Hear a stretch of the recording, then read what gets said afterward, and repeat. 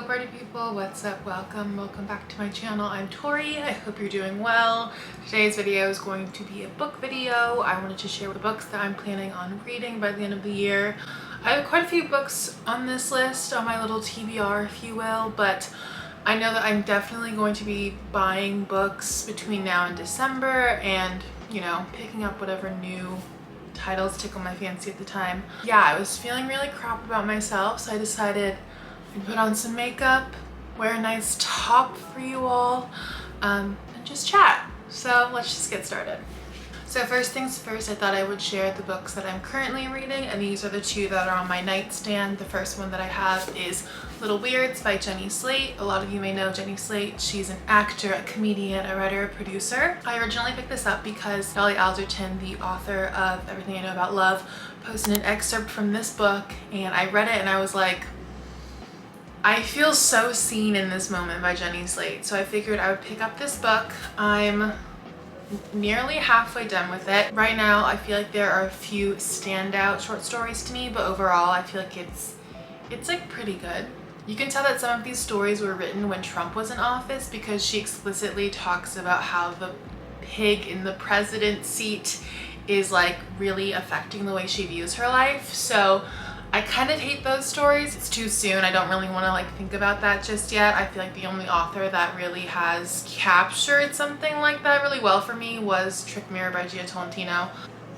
And then the second book that I'm currently reading is Bunny by Mona Awad. It basically follows the protagonist named Sam, who's in this very prestigious writing program, and one day she gets a mysterious letter from this clique known as the Bunnies to join their smut society. The concept of this kind of reminded me of The Secret History, and also the name Bunny reminded me of the character Bunny from that book, but I didn't enjoy The Secret History too much, so I'm really hoping that this one wows me in ways that that one just didn't. But yeah. So I have 9 books that I really want to read by the end of this year, and I feel like a few of them are definitely perfect for this time of year, perfect for like the fall spooky season of it all. The first place I'm going to start is the collection of short stories that I want to read, and the first one that I have here is The Bloody Chamber by Angela Carter. I bought this like 10 years ago when like the local Borders bookstore near my house was closing, so I definitely got this for a really good deal. I believe these short stories are just feminist retellings of fairy tales. I heard this talked about a lot throughout like my high school and my college experience, and I really never had the time to read it. I literally just had it on my bookshelf to be like, yes, I'm educated, yes, I know feminism, but I've never actually read it. So hopefully I'll get to it this year. It sounds like something that's perfect for right now during like the October spooky season. And then the second is Atesha Moshfegh's Homesick for Another World. I bought this in a vlog a few videos back. I have only ever read My Year of Rest and Relaxation by Atesha Moshfegh, so I really wanted to read some of her other works. I heard that the language used in this book is a little gruesome, is a little disturbing, potentially disgusting, so I feel like, again, perfect for right now as we're kind of getting into like the Halloween spirit. I literally just like took a glance at the back of this book and it literally says grotesque and outrageous. So I also really love having short story collections on hand because I always feel like I can get into a reading slump at any given time. Sometimes I get into reading slumps and I've read something that was awful and I was like, why do books even exist? Why do I even put the brain power into reading books if they're going to disappoint me? But I also get into reading slumps when I've just read the most amazing book ever and I'm like, why would I even dare try and pick up another novel when nothing will compare? So, short stories. These next couple of books are semi-related to one another because they both are by Asian American authors. The first one that I have here is Minor Feelings: An Asian American Reckoning by Kathy Park Hong. I picked this up because one of my coworkers put out an Instagram story and was like, I'll recommend you books, tell me what you want to read, and then I asked for nonfiction picks for someone who wants to get into more nonfiction, and she recommended this for me. I'll just read the back for you all. As a daughter of Korean immigrants, poet and essayist Kathy Park Hong grew up steeped in shame, suspicion, and melancholy. She would later understand that these quote-unquote minor feelings occur when American optimism contradicts your own reality, when you believe the lies you've been told about your own racial identity. Minor feelings are not small, they're dissonant, and in their tension, Hong finds the key to questions that haunt her. Part memoir and part cultural criticism, this book traces Hong's relationship to the English language, to depression, to poetry, and female friendship. A radically honest work of art, Minor Feelings is an utterly original exploration of Asian American consciousness. I remember earlier this year, during the peak of like Asian hate crimes happening here in America, a lot of people were talking about this book, so I really want to read this by the end of the year. So in case you didn't know, October is Filipino American History Month, so next one is a novel and it's fiction, and it's Arsenic and Adobo by Mia P. Manansala. I'll read you the blurb because I honestly have not seen too many people talking about it. Maybe they talked about it when it came out because I'm just behind on the times.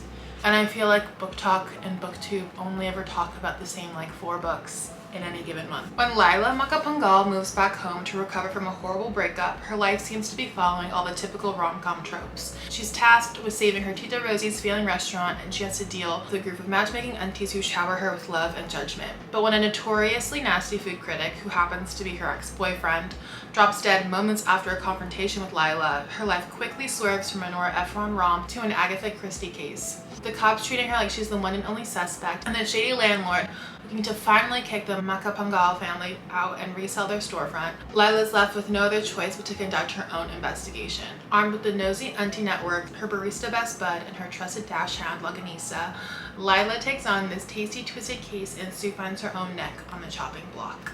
Just from the back blurb and this cover, I feel like this is just going to be a super entertaining read. So hopefully I can get to it this month, but that's pretty ambitious. But if not, I would definitely want to read this by the end of the year.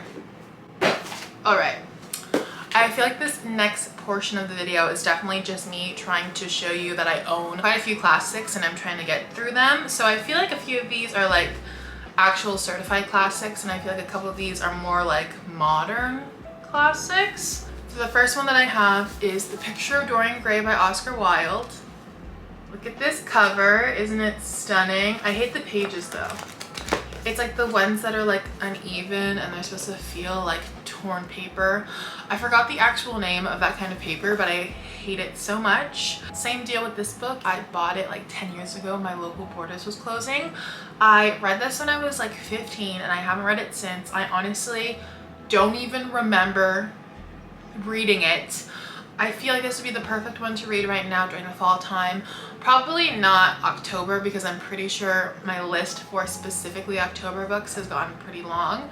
But I definitely want to read this during the fall time. I feel like there's like, you know, I feel like Oscar Wilde is like, this is the time to read him during the fall time when it's a little more cloudy, a little more gloomy. You should want to like cozy up with a book like this. Yeah, that's really all I have to say about this book.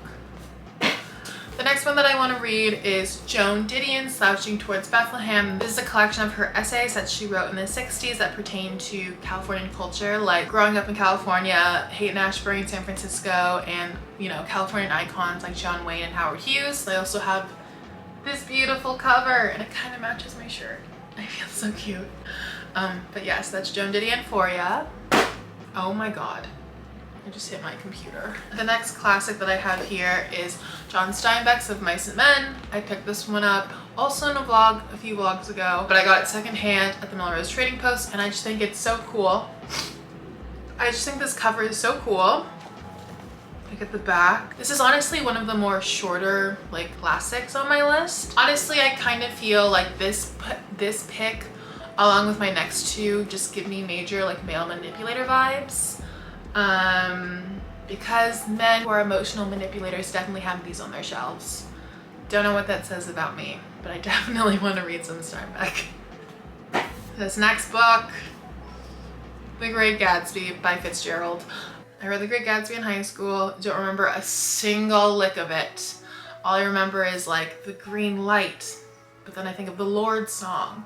I got this stunning cover off eBay, and I just wanted to read this again because, I don't know, I feel like again it's another one of those like short classics, and I definitely just want to dive in. Also probably just swayed by my favorite booktubers like UnCarly, who love this book, and so I'm like, okay, maybe I should read this and see if I also love it.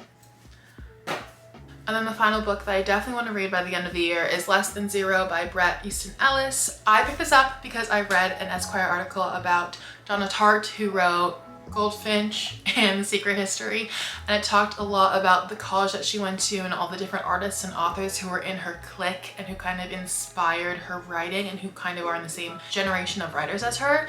And one of her classmates and contemporaries is Bret Easton Ellis. He also wrote American Psycho. I just wanted to read this book because it just sounds very interesting. It takes place in Los Angeles during Christmas, so I thought this would be the perfect winter read. I'm really interested to read this book, even though it's like described as like literally the Catcher in the Rye for the MTV generation, and I'm pretty sure I hate Catcher in the Rye. If I remember my high school experience correctly, maybe I just hated like having to discuss Catcher in the Rye with like privileged teen boys, but that's a whole nother thing. Yeah, that's it for this video. I hope you enjoyed. Please let me know what books you're reading right now. Hopefully I'll have another fashion video for you all very soon. I've just been feeling honestly very ugh and gross. But hopefully it's turning around. I'm going to blame Mercury in retrograde for that. So yeah, again, I'll see you all for the next one. Bye!